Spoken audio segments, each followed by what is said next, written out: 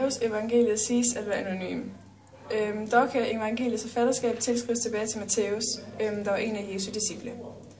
Man er usikker på sådan selve dateringen af Matthæus evangeliet. Dog ved man i hvert fald, at dateringen ligger i år 80 efter vor tid. Hvad skal jeg sige? Religionsforskningen hævder,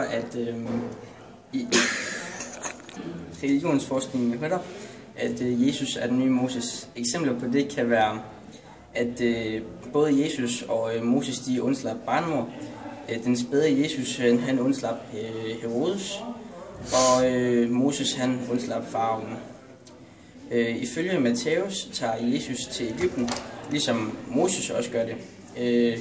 Både Jesus og den voksne Moses flygter indtil de får at vide at dem, der leder efter dem, er døde. Et andet eksempel er reglen eller budet om ægteskabsbrud. Og i bjergprædiken kapitel 5-7, Jesus om ægteskabsbrud, citerer her Jesus for: I har hørt, at der er sagt, du må ikke bryde et ægteskab. Men jeg siger jer, enhver som kaster et lystent blik på en andens hustru, har allerede begået ægteskabsbrud med hende i sit hjerte. Hvis dit højre øje bringer dig til fald, så riv det ud og kast det fra dig. Og den fortsætter lidt længere endnu. Moses bud nummer 7. Du må ikke bryde et ægteskab. Nu.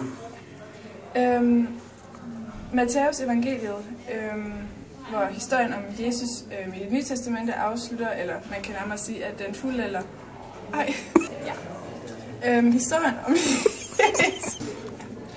Historien om Jesus i det nye testamente afslutter, eller nærmere fuldalder den historie, der blev Historien om Jesus i det nye testamente afslutter, eller nærmere fuldender den historie, der blev fortalt i det gamle testamente. I det her evangelie, der bliver historien om Jesus. Det er linje 4. Jesu komme som Guds søn og Davids søn. Jesu ord og gerninger i Galilea. Jesu vej mod Jerusalem. Og Jesu ledelse, død og opstandelse.